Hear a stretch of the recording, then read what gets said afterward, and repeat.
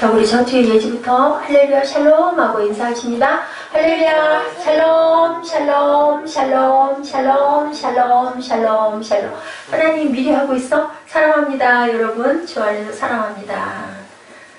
태도가 굉장히 중요해요. 내가 뭐를 하려고 하는지를 항상 공부할 때도 마찬가지고 우리가 밥 먹을 때도 마찬가지고 직장에서 일할 때도 예배 드릴 때도 당연히 예배 드릴 자세를 하고 있어야 또 머리 또 받고 있네.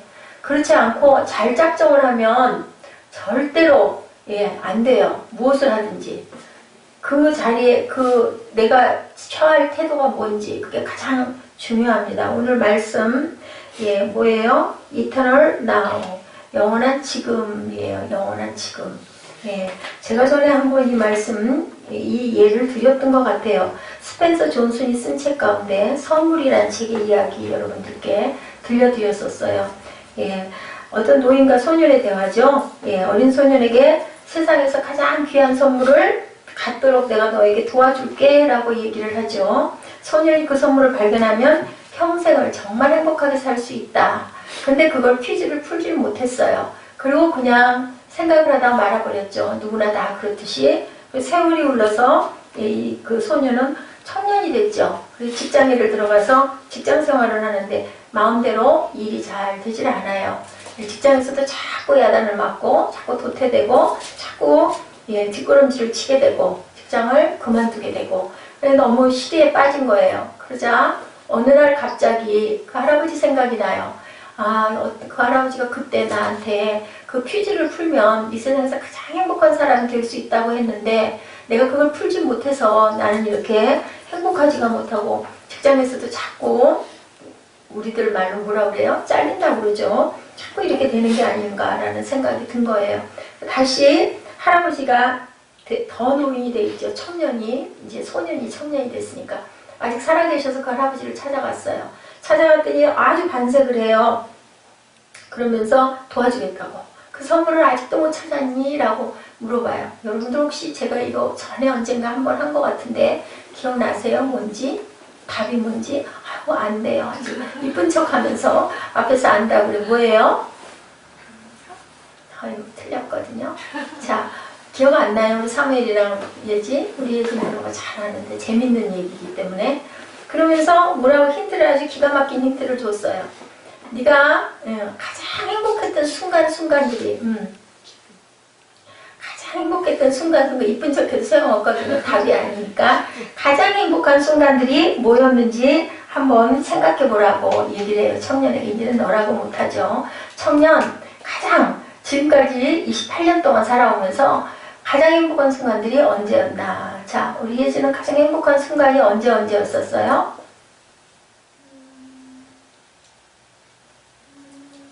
안 잊혀지는 행복한 순간. 자, 우리 사무엘은 엄마하고 영화 보고 스파게티 먹어. 그때. 자, 그리고 우리 이정현 자매는 언제가 안 잊혀지게 행복한 순간이었던 것 같아요? 교회에서 금요일에 반주할 때. 어느 날인가 그때 그 반주. 우리 사무엘은 언제였던 것 같아요? 언제가 안 잊혀질 만큼 행복했다고 느껴요? 너무 많아서 나은 것 같아요? 턱을 또 보이고 앉았네. 자, 우리 형제님은 언제가 가장 행복했던 것 같으세요? 기억에.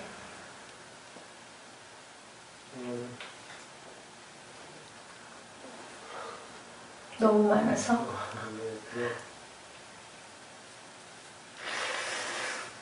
자, 우리 에스더 자매는 언제가 행복했던 것 같아요? 어떨 때가? 기도원가 좀 받았어요. 그랬구나. 자, 기도할 때 어떻게 기도했죠? 그때 우리? 어떻게 기도했어요? 응? 아주 그냥 대충 기도했을까요? 어떻게 기도했을까요? 열심히 전심으로. 그죠? 우리 형제님은 언제가 보람있고 언젠가 기뻤던 그 기억 많겠지만 그 중에서 제일 생각나는 거. 대학교 합격했을 때 아닐까요? 아니, 그때는 그렇게 그러셨구나. 네. 그러면 결혼 그럴까요? 그것도 또 정신이 없어서. 그런데요, 이 소녀는 답을 발견을 한 거예요. 네. 인생의 스냅 사진들을 떠올리다 갑자기 그는 그 선물의 정체를 발견합니다. 그것은 바로 현재였다라는 생각이 든 거예요. 왜? 그때, 그죠? 그때 그 순간들, 떠올랐던 순간들이 바로 그게 정말로 정답이었구나라는 생각을 했다고 합니다.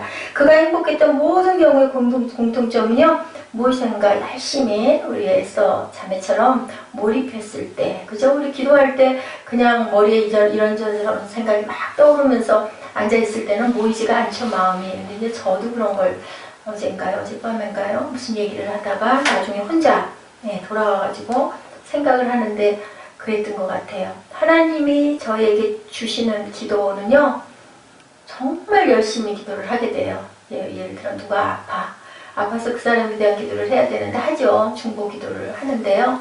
알아요, 본인은. 마음에 정말 소원을 두고 열정적으로 그 기도를 하고 있는지, 아니면 기도는 당연히 해야 되죠. 누가 아프고 아니면 누구를 위해서 중보를 해줘야 된다 할 때는 열심히 기도를 하는데, 하나님이 시키는 기도는요, 정말 시간 가는지도 모르고 물인지 불인지도 모르고 정말 정신없이 하거든요. 그리고 그 기도가 끝나면 어떠냐, 엄청 행복해요. 그죠? 그 기도를 하고 나면 뭐 눈물, 콧물, 왜 그렇게 눈물을 흐르는지 감동이 되니까 스스로 울죠. 그래서 이 청년은 그 생각을 한 거예요. 자, 행복했던 모든 경우의 공통점은 무엇인가에 몰입하고 있던 순간들이었던 거다. 영어 단어가 선물이 뭐예요? 프레젠트. 아니, 기프트라고도 하지만 선물하면 프레젠트 받았다라고 하잖아요. 근데 프레젠트의 다른 뜻 뭐라고요? 현재. 응? 프레젠트의 다른 뜻은 현재. 똑같은 뜻인데 선물이, 그러니까 바로 그거 안 깨달아서 저는 너무 기뻤는데, 맞다, 현재가 선물이구나. 그지 않아요? 하나님 선물이 시간이에요. 시간. 그 시간은 지나가 버리면 다시는 돌아오지 않는 2015년 오늘 며칠이요? 1월 9일 이 시간 10시 20분 그 시간이 와요, 안 와요? 안 와요. 다시는 안 와요. 네, 1월 10일 10시 20분은 오지만 2015년 1월 9일 10시 20분은 오지 않는다는 거죠. 그래서 영어 단어 선물이 바로 현재구나라는 생각을 저는 했습니다. 성경은 영혼을 강조하지만요, 그 영혼은 여기, 어디서부터? 지금, now, internal now, 지금부터 시작이 된다라는 거예요. 천국에 가서 영혼이 시작이 되는 게 아니고 지금부터 우리가 달려가는 그 길이 영혼을 향해 달려가는 길이다. 누가 주셨다고요? 선물로 살아있을 수 없는 우리를 선택하셔서, 우리가 하나님을 선택한 게 아니라 하나님이 우리를 선택하셔서 우리에게 주셨다. 그게 바로 now라는 거, 지금. 네, 영혼을 향한 지금이다. 폴 틸리는요, 엄밀하게 말하면 과거도 우리의 시간이 아니고, 그리고 또한 미래도 아직 오지 않았기 때문에 우리의 시간이 아니고, 우리의 시간은 지금 현재다. 그러면 그 현재가 얼마나 귀할까요? 그죠? 그 순간순간이 얼마나 소중할까요? 소중하게 써야 된다는 거죠. 하나님께서 주신 그 귀한 시간들을. 미래도 우리의 시간이 아니지만 아직 오지 않았기 때문에 지금 이 순간, 영혼의 순간이다. 그가 쓴 책이 바로 Eternal Now였다고 합니다. 그래서 영원한 지금, 영혼을 향한 지금이다 라고 저도 한번 제목을 잡아봤습니다. 사도 바울은 어땠어요? 많은 환난과 본문에 보니까 고난을 받은 자신의 고통을 뭐라고 표현해요? 살 소망까지 끊어졌다. 결국 우리 살다가 살 소망 끊어지면 뭐해요? 살다가 살 소망이 끊어지면 뭐해요? 절망. 그죠? 절망. 맞아. 절망하고 나면 사람은 되게 뭐 하고 싶어져요? 자살하고 싶어져요. 근데 자살을 뒤집어 엎으면 살자. 그걸 뒤집어서 엎으라고 그러죠. 그럼 낭떠러지에 누군가가 죽으려고 갔다가 뒤에서 누가 월컵 밀면 뭐라고 그래요? 사람 뭐라 그래요? 사람 살려. 그치. 나 죽으려고 낭떠러지에서 폼 잡고 딱 하고 서 있어. 근데 누군가가 뒤에서 욱 하고 밀면 사람 살다 그러고 소리를 지르는 거예요. 왜 그럴까요? 우리 마음 안에는 살고자 하는 욕망이 있기 때문에. 근데 앞이 깜깜해서 안 보이니까 그냥 나는 그냥 딱 죽었으면 좋겠다. 바울도 이런 환난과 고난을 받았다라는 거죠. 뭐 언제 전도하면서 전도 여행하면서 지금 우리가 바울하고 뭐 계속 바울 서신들을 열심히 보면서 은혜도 받고 세상에 이랬었구나. 어떻게 바울은 이럴 수 있을까. 나도 바울을 닮았으면 좋겠다 라고 얘기는 하지만 과연 이 바울과 같은 고난과 고통과 환난을 우리는 과연 감당하고 갈 수 있을지, 그죠? 그렇게 생각하니까 뭐라 그래요? 항상 머리 위에 멸류관만 생각하고 십자가는 별로 생각을 안 하는 거죠. 결과적으로 승리한 것만 나도 좀 그랬으면 좋겠지만 승리하기까지 그 고통과 그 어려움은 우리가 잘 생각하고 싶어 하지 않는 거예요. 이게 뭐 훌륭한 운동선수들 아니면 발레리나들 어떻다고요? 그 발이 기가 막힌 발이라고 그러죠. 박지성 발, 그죠? 김연아의 발, 정말 못생긴, 정말 얼룩투성이 피멍이 들어있는 그 발, 못이 박혀있는 발들이라고 그러죠. 근데 그거 생각 안 하죠. 승리하고 화려한 멸류관, 그리고 많은 사람들이 우와 하는 그것만 우리는 본다는 거예요. 지금은 영원한 영광을 바라보며 살아야 할 시간이다. 첫 번째, 사도 바울은 고린도후서에서 그가 복음을 전하면서 겪은 환난을 뭐까지 끊어졌다? 살소망까지 끊어졌다라고 얘기할 만큼 사형 선고를 받은 상태라고 고린도후서 1장 8구절에 이렇게 고백하고 있어요. 그런데 그가 이런 환난의 시간을 지금 무슨 생각을 하며 극복을 하고 있나? 그게 중요한 거죠. 4장 17절에 뭐라고 말씀해요? 우리가 잠시 받는 환난에 경한 것이 지극히 크고 영원한 영광에 중한 것을 우리에게 이루게 함이다 라고 얘기를 하고 있어요. 영원한 중한 것을. 자, 이 단어에 보면요, 고린도후서 4장 17절 말씀에 보면요, 반대 구절들이 3개가 나오는데 여러분 한번 찾아보실래요? 자, 고린도후서 4장 17절, 우리가 잠시 받는 환난에 경한 것이 지극히 크고 영원한 영광에 중한 것을 우리에게 이루게 합니다. 자, 어떻게 나와 있어요? 잠시. 자, 그게 어떻게 나와 있어요? 영원, 환난, 영광, 경한 것, 중한 것, 이렇게 반대의 의미로 나와 있습니다. 그가 겪고 있는 환난, 그것이 아무리 심한 것이라 하더라도 나중에 영원한 영광을 분명히 받을 거다. 잠시 받을 뿐이지만 우리는 영원한 영광을 반드시 볼 수 있다는 것을 안다라는 거죠. 그죠? 경한, 그냥 거기에 비하면 우리는 경한 건데 나중에는 중한 영광을 본다. 그러면 뭐예요? 우리 한번 계산해 보면 어떤 게 더 이익이에요? 그죠? 경한 고통을 받아도 나중에 중한 영광을 보는 게 나는 분명히 영광이 있다는 걸 믿기 때문에 이것도 내가 견디고 극복하고 나간다. 그 영원한 영광은 아직 나타나지 아니하고 볼 수 없는 미래에 속한 것이지만 그는 여전히 볼 수 없는 미래를 바라보고 살고 있었다. 우리는 볼 때 뭘 보고 믿는다고요? 보이지 않는 것을 보고 믿는다고 얘기하죠. 그래서 로마서 8장 18절에 얘기하고 있습니다. 생각하건대 현재의 고난은 장차 우리에게 나타날 영광과 좋게 비교할 수 없도다 라고 말씀하고 있어요. 비교할 수 없는 영광을 바라볼 수 있는 사람만이 오늘의 그 환난을 견디고 극복하고 나갈 수 있다. 그렇지 않은 사람들은 아이고 망했네 그냥 주저앉아 버리는 거죠. 성공하는 사람들이 왜 성공할까? 그러할지라도 견디고 극복하고 또 노력하고 그렇게 간다고 하죠. 전구를 발명한 그 에디슨이요, 그 사람이 몇 번을 실패했다고요. 999번을 전구 발명하다가 실패를 했다고 그래요.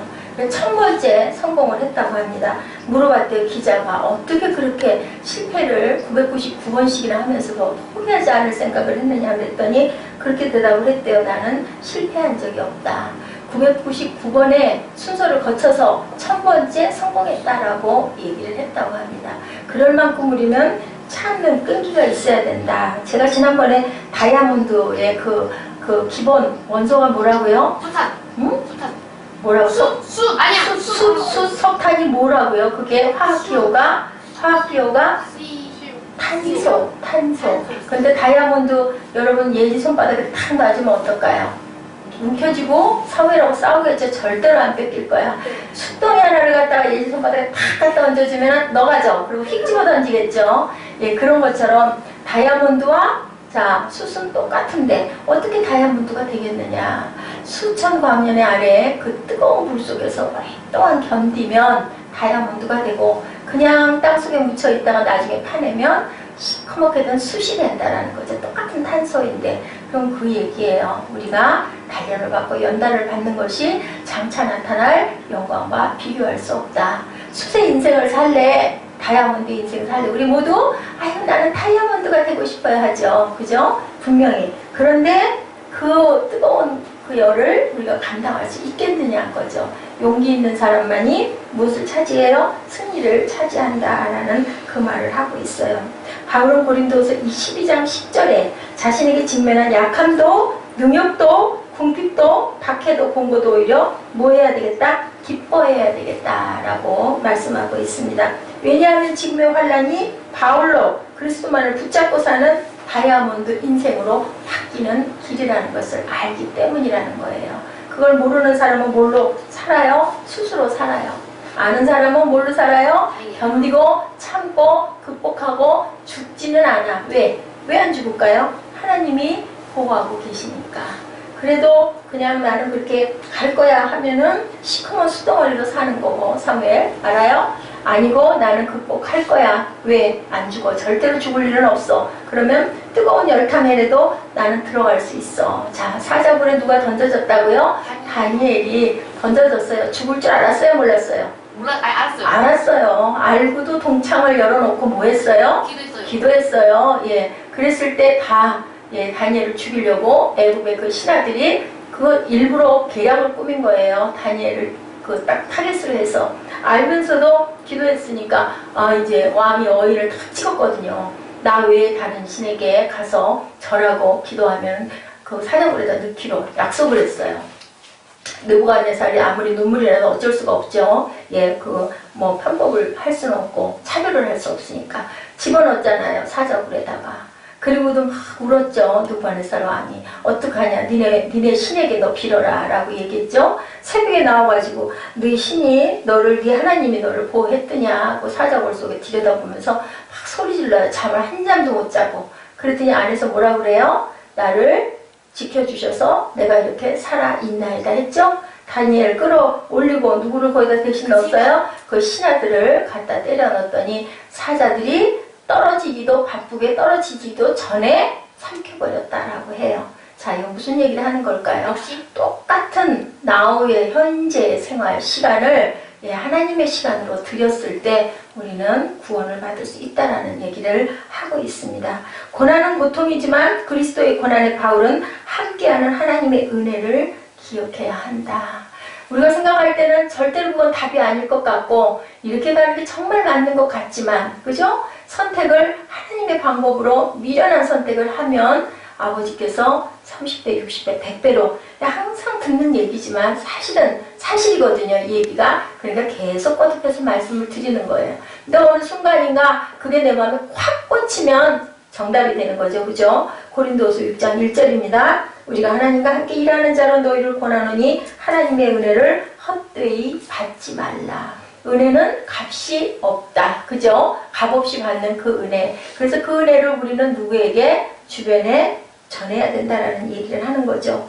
예, 번연이 그랬죠. 전 번연이 하나님의 은혜를 헛되게 만들지 말라고 표현하죠. 예, 고난 중에도 하나님의 은혜는 함께하고 있는데 은혜를 유익하게 선용할지언정 무익하게 해서는 안 된다. 잠번연은 은혜를 어디서 느꼈다고요? 자기가 다니는 교회에 할머니들이 몇 명이 모여가지고 행복한 얼굴로 활짝 웃음을 웃으면서 이렇게 이런 일이 일어났어. 하나님이 나를 이렇게 사랑하셔.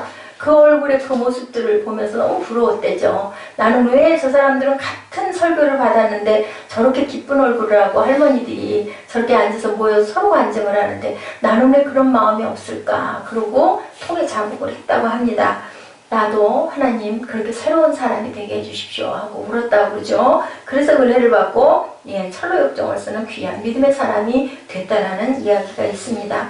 고난의 상황 자체는 어쩔 수 없더라도 고난에 대한 반응의 선택의 몫은 여전히 누구 몫? 내 몫이라는 겁니다. 그 반응을 어떻게 선택하느냐에 따라 고난의 시간은 엄청난 은혜로도 다가올 수 있다. 예, 제가 새벽 예배 때 그런 말씀 드린 것 같아요. 어떤 목사님이 정말 찢어지게 가난한 가정에서 자랐기 때문에 철야를 안 할 수가 없었고, 그리고 금식을 안 할 수가 없었고, 그렇게 할 수밖에 없었고, 울부짖고 기도할 수밖에 없다 보니 하나님을 만나서 귀하게 종으로 쓰임받을 수 있고, 내가 이렇게 서 있을 수 있었다. 내 가난이 은혜다. 아멘. 우리가 극복해야 할 줄 믿습니다. 한국의 크리스찬 베스트셀러 작가인 조신영, 경청을 썼던 저자가 쿠션이라는 이야기를 했어요. 여러분, 쿠션이 뭐예요? 쿠션이? 방석.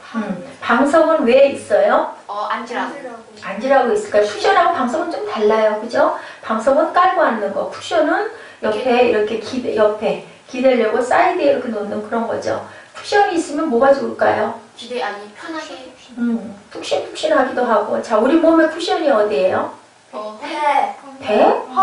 배, 허리띠가 쿠션이에요? 궁둥이가 만약에 뼈가 있는 딱딱한 거면은 앉을 때 어떨까? 괴고 아프겠죠? 쿠션의 역할은 바로 그런 거라는 거죠. 어딘가에다 사이에 끼워 넣었을 때 내가 편안해질 수 있는 그 상태가 바로 쿠션이에요. 이 쿠션, 우리 영혼의 쿠션은 고난 중에도 함께하는 하나님의 은혜의 품성이다. 그 쿠션을 우리가 잘 사용할 때 우리가 뭐 하라고? 편안하고 주시는 게 바로 쿠션이거든요. 그것을 잘 사용할 때 우리는 뭐 하게 된다? 반응하게 된다는 거예요.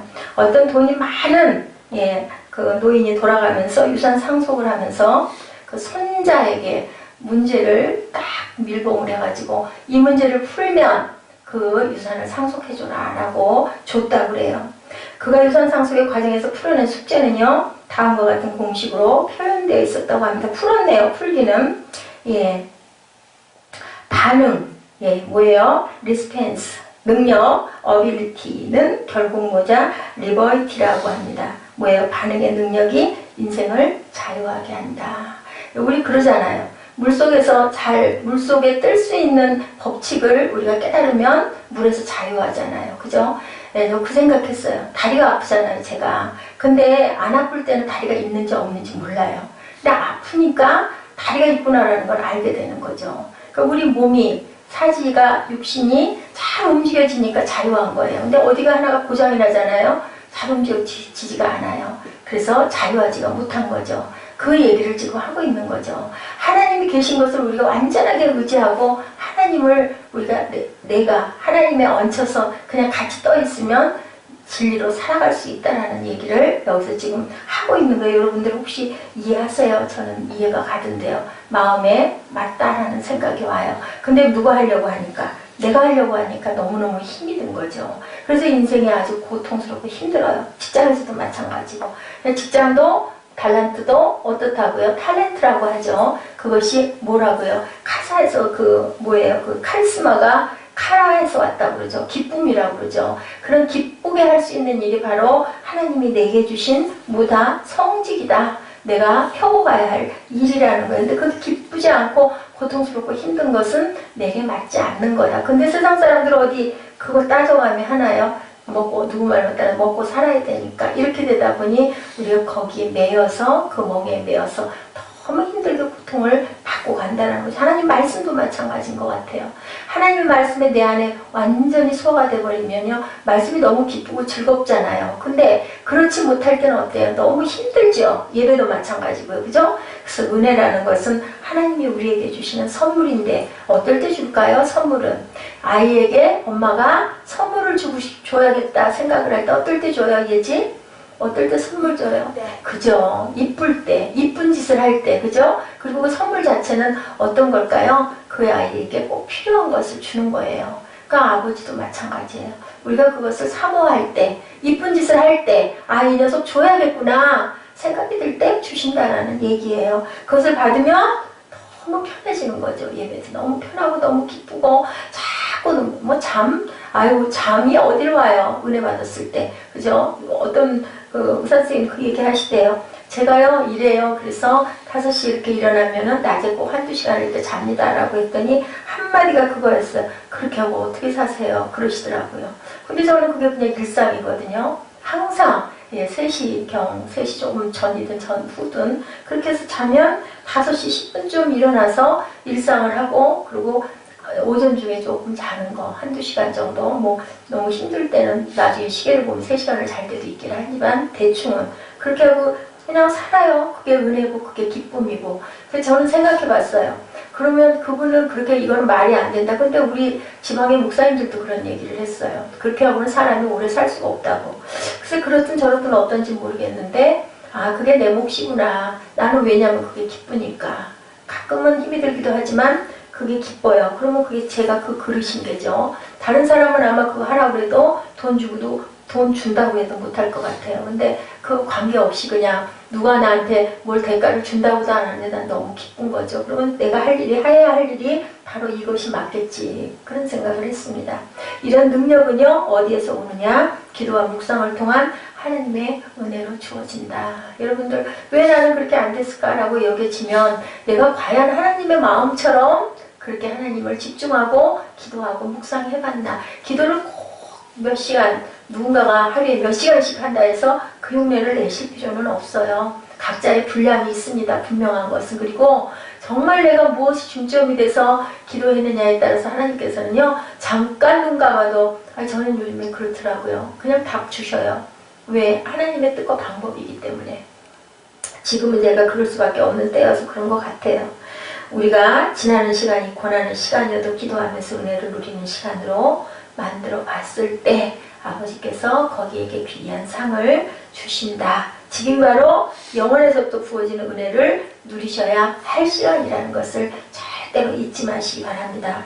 고난 중에도 은혜는 여전히 함께한다. 그렇기 때문에 그 고난이 고난으로 안 보여요. 남들이 보면 그러잖아요. 아이고 그러고 어떻게 살아요. 근데 본인은 정작 본인은 어때요? 기쁘잖아요. 즐겁잖아요. 좋잖아요. 그죠? 근데 다르다는 거죠. 각자가 다 누구나 다 그런 거죠. 아우 저렇게 하고 그러면 우리는 못 살 것 같아.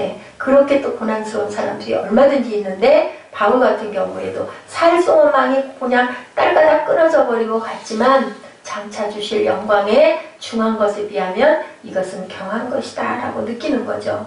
우리가 구원받은 것이 바로 은혜죠. 인생의 고난의 골짜기를 잘 통과할 수 있었음도 은혜입니다. 제가 아까 여러분들에게 기도할 때 읽어드린 것처럼 그것도 감사, 그죠? 저것도 감사, 모든 것도 감사. 하나님 내게 고난 주신 것도 좋은 것으로 채워주시고 내가 아버지를 만나게 하시는 통로가 되게 해주셨으니 감사. 다른 게 그거예요. 세상 사람과 다른 게. 시험 드는 사람은 어떻게 해요? 예수 믿었더니 왜 이런 사건은 더 많이 일어나? 안 믿고 말아. 그러면 결국은 건져질 수가 없는 거죠. 뭐가 되고 말아요? 터진 웅덩이가 되고 마는 거죠. 웅덩이가 터지면 물이 고일까요? 안 고일까요? 안 고이겠죠. 우리가 허무한 인생의 광야 안에서 이런 보람을 누리며 하나님의 일을 수정들며 살아가고 있음도 은혜임을 여러분들 깨달으셔야 돼요. 근데 정말 내 마음에 그런 감동이 안 온다 그러면 나는 아직 멀었구나 라고 생각을 하시면 됩니다. 절대로 실망하지는 마십시오. 우리가 늘 계속 꾸준하게 아까 얘기한 것처럼 999번을 그렇게 계속 또 해도 안 되고 또 해도 안 되고 그렇게 계속 하다 보면 저는 그래서 아마 1000일 새벽기도를 작정을 한 것 같아요. 1000일이 되는 날 어떻게 변화가 될지 그거는 저는 알 수 없지만 마음에 감동을 주셨기 때문에 저는 그냥 그렇게 갑니다. 가는데 벌써 600여 회가 다 됐어요. 그냥 한편으로 겁이 나요. 400회 남았는데 금방 갈 텐데 그 끝은 과연 무엇일까? 지금 보면은 뭐 특별히 변할 거 있을 것 같습니까? 그죠? 없죠. 근데 정확한 거 한 가지는 있어요.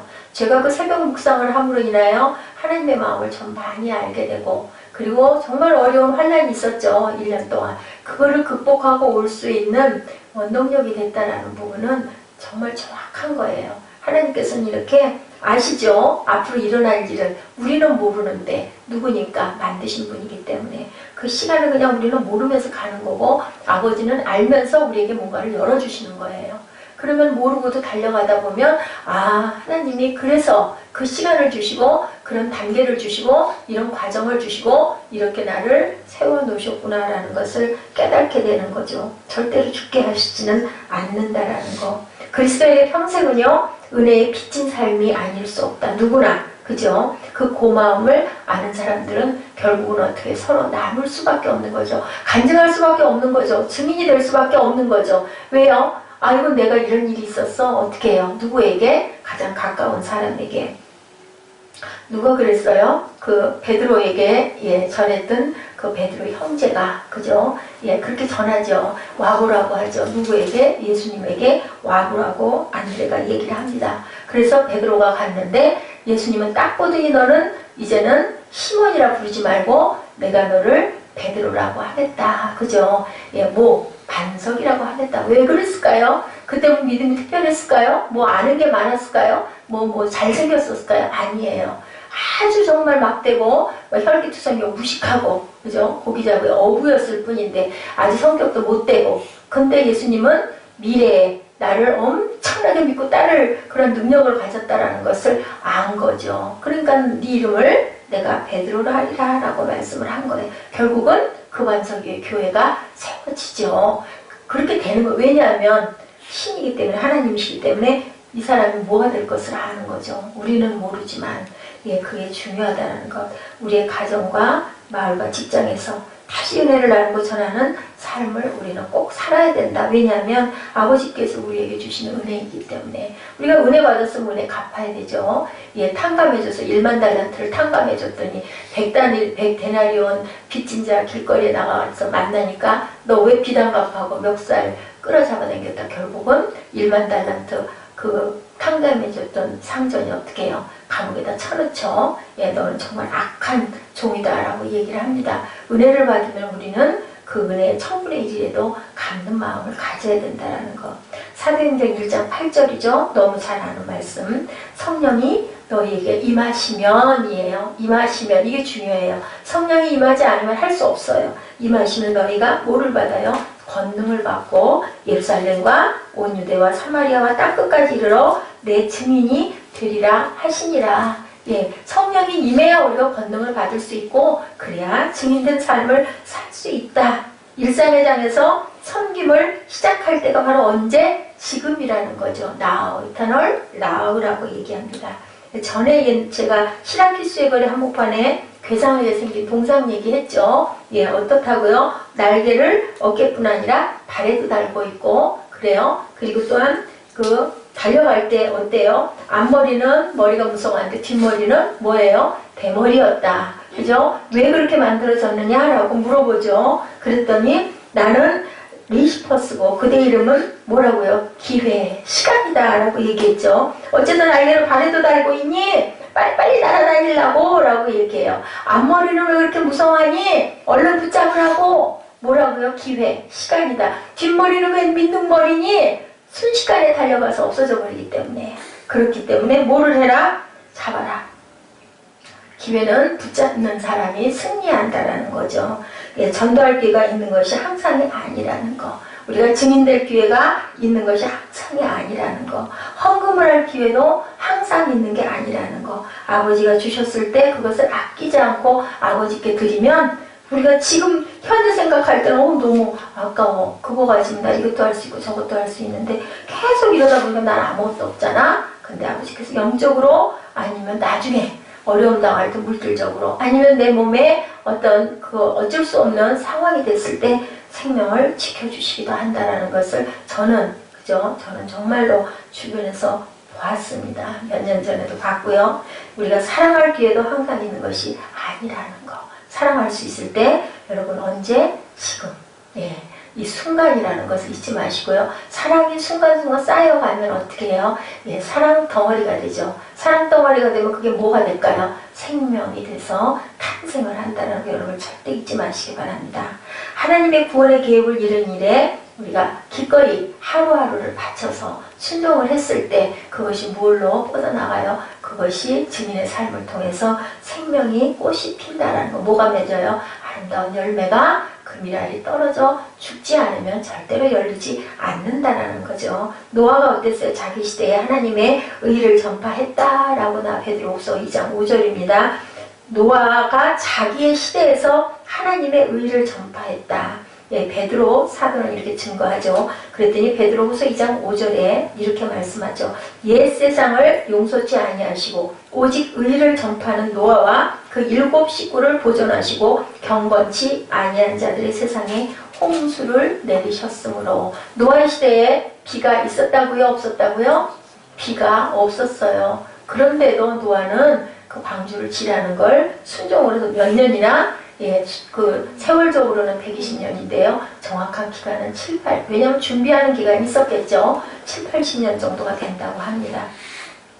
그런데 마침내 노아의 방주문을 열어놓고 열심히 노아가 전도하고 다녔어요. 방주로 들어오라고 계속. 그게 지금을 우리가 생각하면 전도죠. 그때는 비 온데 다 이게 물에 잠긴데 들어오래. 근데 그거 알아요? 몰라요? 비가 뭔지 모르니까 미쳤다고 하죠. 다들 웃죠. 예, 그 뭐예요? 그 노아의 그 사위들도 막 깔깔거리고 미쳤다고 웃었어요. 결국 그래도 나중에는, 예, 가족들이 딱 방주에 들어오고 나니까 문이 딱 닫히고. 전에 우리 그런 영화 한번 보지 않았어요? 밖에서 막 두들겨도 비는 억수같이 쏟아지고 막 무너지죠. 근데 다시는 열리지 않는 거죠. 문이 있다라는 것은, 열려있다라는 것은 닫혀있을 때가 분명히 있다라는 것을 우리가 알아야 된다. 그래서, 예, 6장 2절에 지금은 은혜 받을 만한 때요, 지금은 구원의 날이다. 그러면 아닐 때는 분명히 온다라는 거예요. 지금은 은혜를 받고 구원의 때지만,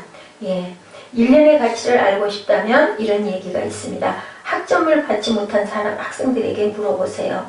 한 달의 가치를 알고 싶다면 미숙아를 낳은 어머니를 찾아가서 물어보세요.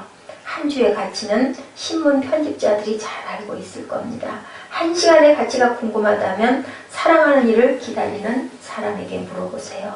1분의 가치는 열차를 놓친 사람에게 물어보시고, 1초의 가치는 목숨과 바꿀지도 모를 아찔한 사고를 당한 사람에게 물어보세요.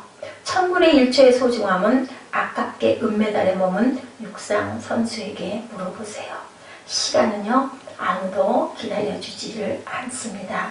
어제는 이미 지나간 역사이고 미래는 아직도 오지 않았고, 무엇만 현재만 존재하는 우리의 시간이다. 현재는 선물이다. 프레젠트 이꼬르 프레젠트죠. 여러분들 이거 참 귀한 뜻인 것 같아요. 어떻게 이렇게 기가 막힌 절묘한 단어가 절묘한 뜻을 갖고 있을까? 낙엽은 떨어지고, 예, 찬바람도 불고, 그리고 나면 눈도 오고, 계절은 계속 바뀌죠. 우리에게 무엇을 갖다 줘요? 종말을 자꾸 시사하고 있다는 거죠. 봄이 오면, 여름이 실록이 우거지면 가을이 오고, 이 계절, 사계절을 통해서 우리가 그것을 알 수 있습니다. 우리 인생에도 이런 종말이 반드시 찾아올 텐데, 오기 전에 후회하지 않는 인생을 우리가 살아야 되겠죠. 인생은 참 아름다워요. 생각하기에 따라서는.